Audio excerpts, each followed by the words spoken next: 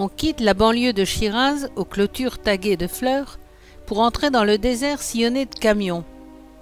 C'est ici une importante zone d'activité liée au transport de pétrole brut et de produits raffinés dérivés.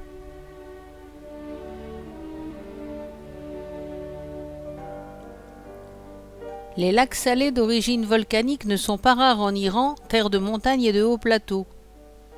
Entre Chiraz et Rayen, nous longeons le lac de Maarlu, qui est en voie d'assèchement. La concentration en sel y dépasse les 300 grammes par litre et aucune vie n'y est possible. La surface craquante, constituée d'écailles de sel, passe du gris au verdâtre, puis au rose plus on se rapproche de la bordure humide.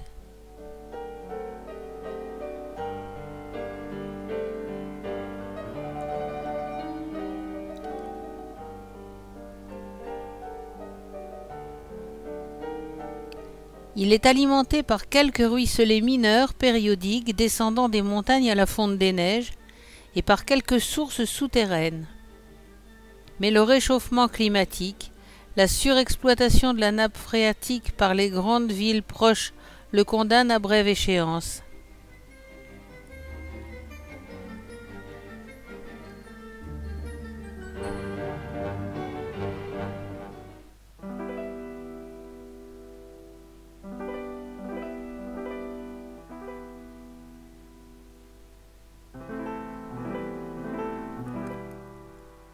Les tags peints sur les clôtures sont soit des publicités, soit des formules de protection du lieu.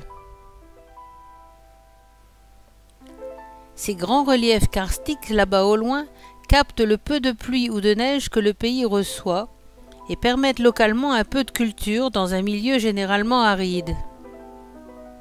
On trouve aussi des carrières d'extraction du calcaire et du marbre. Sur la route de Sarvestan, on fait halte devant un petit palais de l'époque sassanide qui était probablement un pavillon de chasse. Ce palais est un ensemble modeste composé de 2 grandes salles surmontées de dômes et d'une cour intérieure bordée de différents bâtiments, probablement une salle dite du trône et un harem. Le dôme est en briques cuites, percé d'un oculus ou orifice circulaire chargé d'évacuer l'air chaud.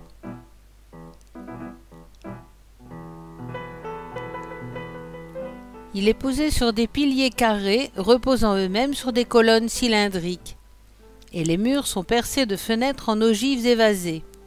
C'est le type même d'architecture sassanide, élégante et reconnaissable entre toutes.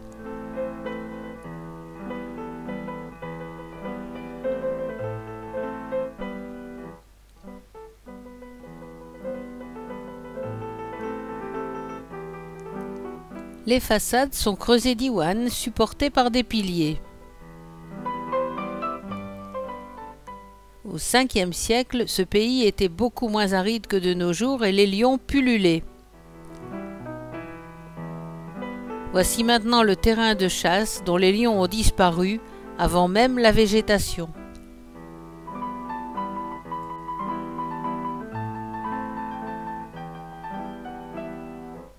On entre dans la province de Nériz, encore un contrôle de papier et des occupants de notre bus. Pas très chicaniers, mais bien réguliers ces contrôles. Ils vont s'intensifier à l'approche de la frontière afghane, lieu de tous les trafics d'essence, de drogue et peut-être pire. Nous sommes au sud des monts Zagros, qui devraient être un peu plus verts à cette époque de fin de saison des pluies. Et nous suivons de loin la rive desséchée du lac Bakhtegan, un lac salé, qui, avec le lac Tazk, forme un ensemble, le 2e plus grand d'Iran. Cet ensemble est au centre d'un parc national d'importance primordiale pour la diversité génétique et écologique de la région. Mais comme pour le lac Maarlu et pour les mêmes raisons, ils sont en voie d'assèchement rapide. Le sel et les boues sont exploités pour l'industrie chimique. Entrer dans une petite ville où on va traverser rapidement une mosquée du Xe siècle. Cette minuscule mosquée de style arabe est construite en briques crues recouvertes de briques cuites. La cour hypostyle s'ouvre par un portail en forme de pishtak.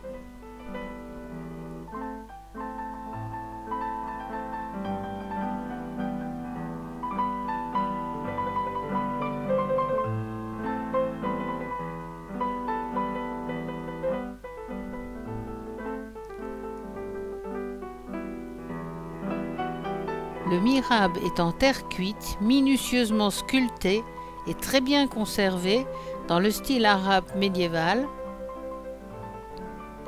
c'est-à-dire entièrement non figuratif.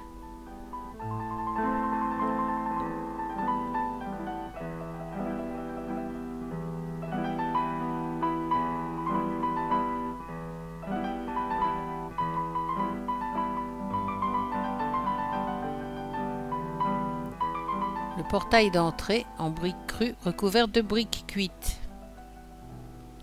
Et on arrive dans la banlieue de Kerman. Géologiquement, cette région est très riche en fossiles de dinosaures du Jurassique et de poissons à carapace de l'ère dévonienne, 395 millions d'années. Les hommes sont arrivés ici il y a plus de 6000 ans et les vestiges de leur civilisation remontent à plus de 2500 ans avant Jésus-Christ. La citadelle de Rayen, Arg et Rayen, vers laquelle nous nous dirigeons, n'est pas si ancienne, mais elle existe au moins depuis 1000 ans ou plus, et son style suggère qu'elle date de l'époque sassanide. C'est la plus grande construction d'adobe et de briques crues d'Iran depuis la destruction de Arg et Bam en 2003 par un tremblement de terre.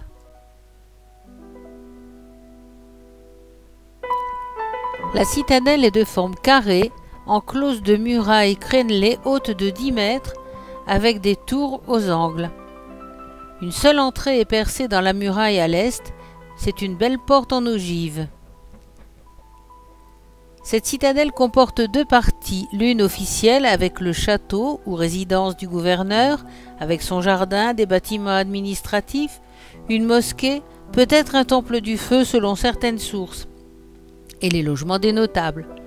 Dans l'autre partie se trouvent les habitations ordinaires, des maisons cubiques typiques de l'architecture iranienne, avec de petites coupoles.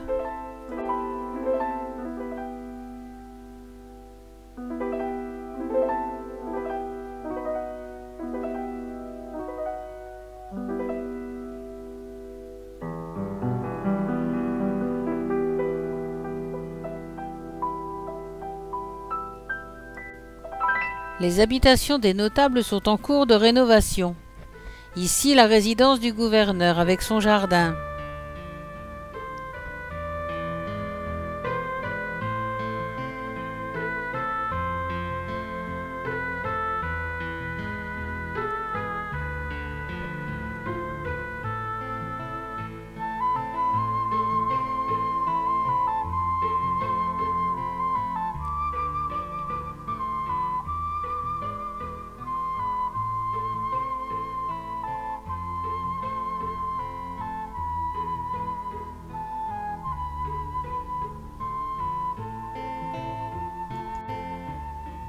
Sur ce mur, on voit bien la construction avec une armature en calcaire et une garniture en pisé.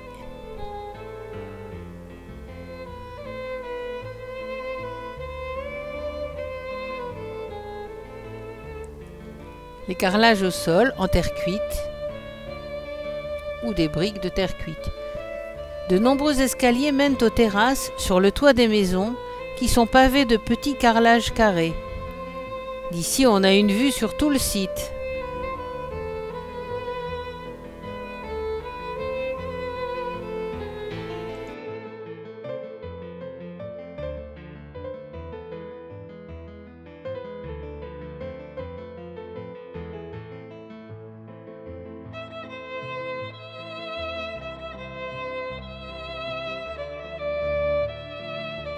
Les constructions de briques crues doivent être consolidées encore et encore, sous peine de se déliter rapidement même dans ce climat très sec.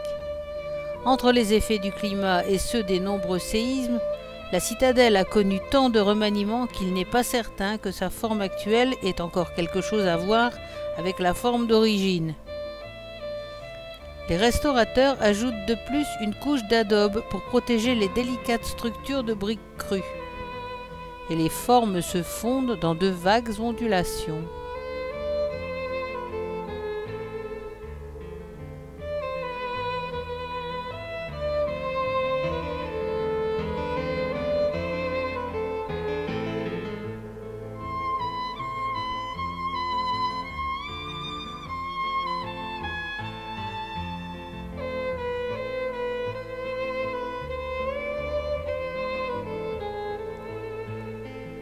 Les habitations se serraient de manière très dense et les vestiges sont un véritable labyrinthe.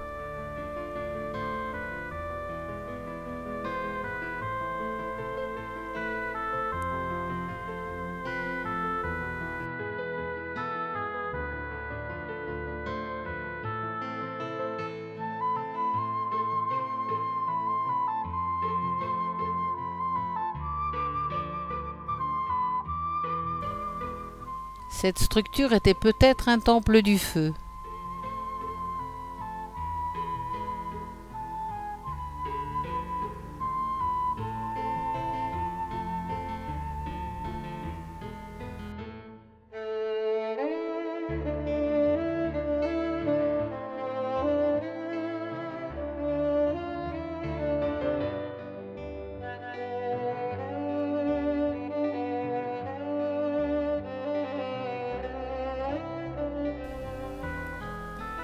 La citadelle est restée inhabitée pendant environ 150 ans. En 1996, l'État iranien a entrepris de grands travaux de restauration et la destruction en 2003 du site de Bam, pourtant plus ancien et plus grand, a redonné à Arg et Rayen le statut de site historique de premier ordre.